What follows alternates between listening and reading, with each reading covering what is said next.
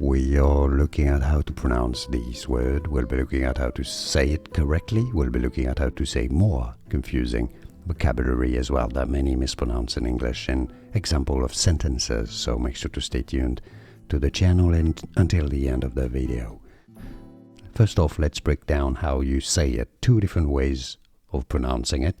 British English on top here of your screen says it as numerator. Numerator with a stress on the first syllable.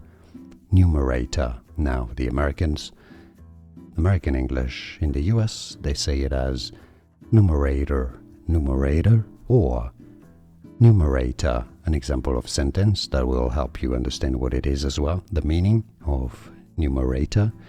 In mathematics, the numerator is the number above the line in a fraction. Numerator, numerator is how you pronounce it, and now I think you essentially know it all.